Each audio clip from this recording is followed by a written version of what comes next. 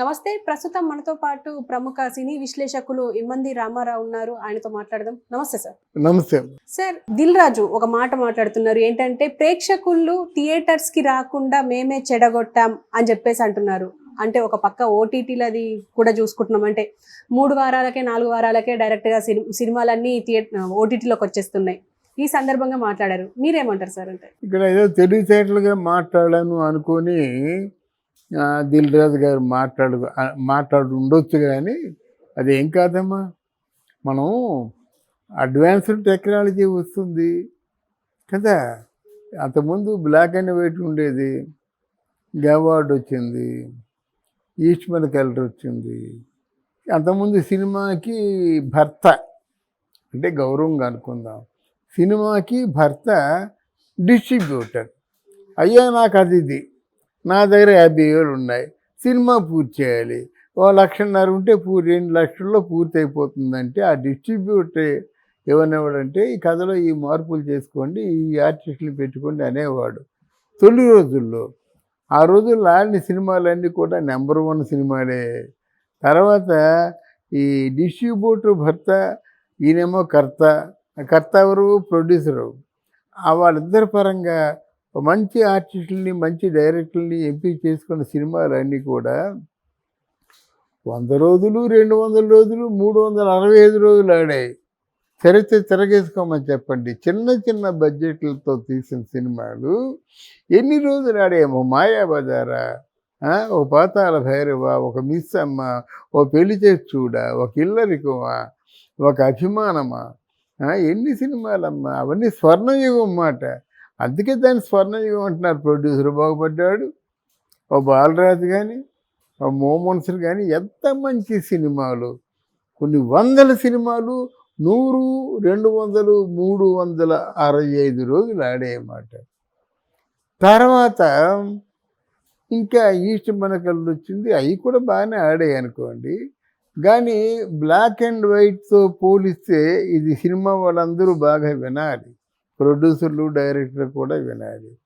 Black and వైట్తో పోలిస్తే colour సినిమాల తాలూకు సక్సెస్ రేటు తక్కువ, రన్నింగ్ డేస్ తక్కువ. అప్పుడు ఏమైంది, దాసరి నారాయణరావు గారు పుణ్యమా అంటూ ఏరియా బిజినెస్ మొదలైంది. అప్పుడు సినిమా మీద పట్టు సడలిపోయింది. ఎందుకంటే ఏరియా బిజినెస్ ఎప్పుడైతే మొదలైందో, ఈ కర్త అనుకున్నాం కదా ప్రొడ్యూసరు, ఆ ప్రొడ్యూసర్ చేతికి సినిమా బిగినింగ్లో డబ్బు వచ్చేస్తుండేది, ఆనందంగా ఉండేది. అప్పుడు భర్త తాలూకు ప్రమేయం ఎక్కువ లేదు, డిస్ట్రిబ్యూటర్ ప్రమేయం లేదు. ఏరియాలో వచ్చేసి నా దిగో 2 లక్షలు ఇంకోడొచ్చు, 3 లక్షలు ఇంకోడొచ్చు, 4 అయిపోయి సినిమా.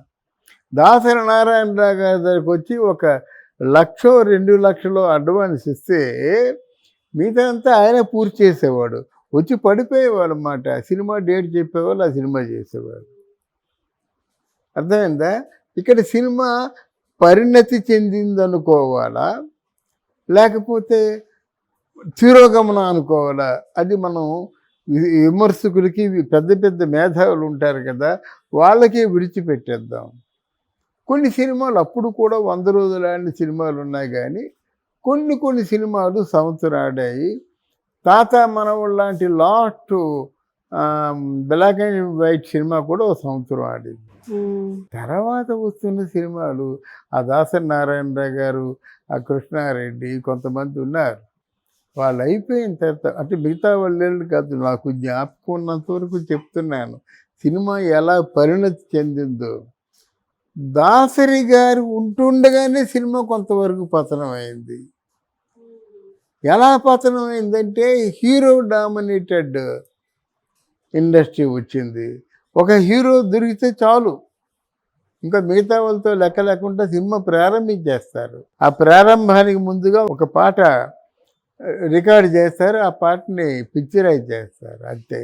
తర్వాత ఆ సినిమా గురించి ఆలోచిస్తారు. వాళ్ళు అనుకున్న టైంకి అనుకున్న షూటింగ్ అయిపోద్ది అన్నమాట. అక్కడే సినిమా డైవర్ట్ అయింది. ఎప్పుడైతే సినిమాకి ఆత్మ లాంటిది, ఒక జీవం లాంటి కథ ఎప్పుడైతే వీళ్ళు మర్చిపోయారో, సినిమాకి కథ అవసరం లేదు, 2.5 గంటలు వినోదం సాధిస్తే చాలు అనుకున్నారు, అప్పుడే సినిమా పతనం అయిపోయింది. కొంతమంది ఉన్నారు ఇంకా, శ్యాంప్రసాద్ రెడ్డి, నా దృష్టిలో శ్యాంప్రసాద్ రెడ్డి కానీ, ఆ స్రవంతి రవికిషోర్ గారు కానీ, మూవీ మెహలు ఆయన రామానాయుడు కానీ, లేకపోతే అశ్మీ దత్ కానీ, వీళ్ళందరూ కూడా కథ మీద కూర్చున్నారు. వాళ్ళ ప్యాషను కథ అంటే. ఎన్ఏ బ్యానరు, తర్వాత ఇక్కడ దుక్కిపాటి మధుసూదన్ గారు, వాళ్ళ బ్యానర్లో మన మినహాయింపు లేదు. వాళ్ళు జగపతి ప్రసాద్ పిక్చర్స్, బాబు మూవీస్, ఇవన్నీ మనకు గుర్తున్నాయి కదా.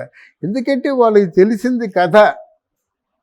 మనం పెట్టేద్దాం, ఆస్తులు పెట్టేద్దాం, మన నమ్ముకున్న కథే మనల్ని రక్షిస్తుంది అని చెప్పేసి భక్తిభావంతో సినిమాలు తీసేవారు. ఆ భక్తిభావంతో సినిమాలు తీసేవాళ్ళు ఎప్పుడైతే తప్పుకున్నారో, లేదు నేను పెద్ద సారాయి కాంట్రాక్టర్ని, మీకు ఇంతవరకు బడ్జెట్ ఎంత అవుతుంది, 10 లక్షల, నేను 20 లక్షలు మీ ముందు పోస్తున్నాను, సినిమా తీయంటే అలా 25 లక్షలు 30 లక్షల రూపాయలు ముందు డబ్బు పోసుకొని నిరంకుశత్వంగా ఏ ఆలోచన లేకుండా అనాలోచితంగా తీసే సినిమాలు అన్నీ కూడా బాక్స్ ఆఫీస్ దగ్గర పల్టీ కొట్టాయి.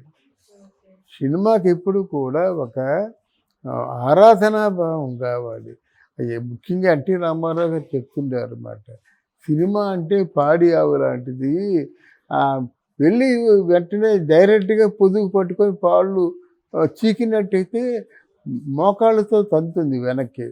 అలా కాకుండా ఆవిడ పసుపు కుంకుమ పెట్టి ఆవిడ తాలూకు ఊర్ధ్వస్థానాల్లో పూజ చేసి వెలుగు భాగాన ముక్కోటి దేవతలు ఉంటారు కదా, అప్పుడు ఒక నమస్కారం, అమ్మ నిన్ను మా జీవనోపాధి కోసం నిన్ను బాధ పెడుతున్నానేమో అని చెప్పేసి దండం పెట్టుకొని ఆ రొమ్ము పట్టుకొని పాలు తీసినట్టయితే అది కడువుడు పాలు ఇస్తుందట. అటువంటి భావనే సినిమా మీద కూడా ఉండాలి. అది ఎవరు స్వయంగా ఎన్టీ రామారావు గారు చెప్పిన మాట ఇది, త్రివిక్రమరావు గారు కూడా చెప్పిన మాట ఇది. కొంతమంది కొన్ని సన్నాసి కబుర్లు ఆడుతున్నారు. ఈ మాట త్రివిక్రమరావు గారు, ఎన్టీ రామారావు గారు చెప్పారా లేదా నిజం కనుక్కోవాలంటే మన మద్రాసులో కళ్యాణ్ చక్రవర్తి ఉన్నారు, ఆయన చెప్తాడు మాట. లేకపోతే ఏంటంటే సినిమాల మీద ప్రతి ఒక్కరు చెప్పేసేవాడే. అరే 2000 తర్వాత సినిమా ఇండస్ట్రీ వచ్చిందమ్మా, 2000 తర్వాత వచ్చిన సినిమా ఇండస్ట్రీలో సక్సెస్ రేట్ ఎంత, నిర్మాణమైన సినిమాలు ఎంత ఆలోచించారు కదా. అది అలా కాదు, అప్పటికి ఇక్కడ ఎవరు ఆర్టిస్టులు రాలేదు కదా, ఒక నాగేశ్వరరావు గారు మాత్రమే సినిమాలు చేసుకుంటుండేవారు.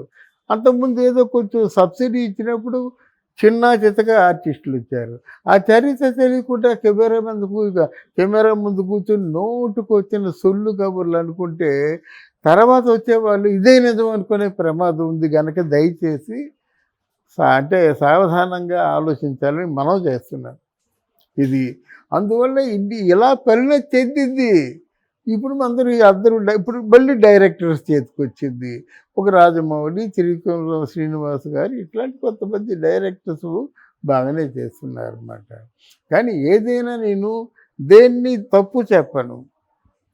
ఆ రోజుకి అది, ఈ రోజుకి ఇది. బట్ ఏ రోజుకైనా కథ లేని సినిమా జీవోత్సవము. ఇది నా ప్రాక్టికల్గా అనుభవంతో చెప్తున్నాను.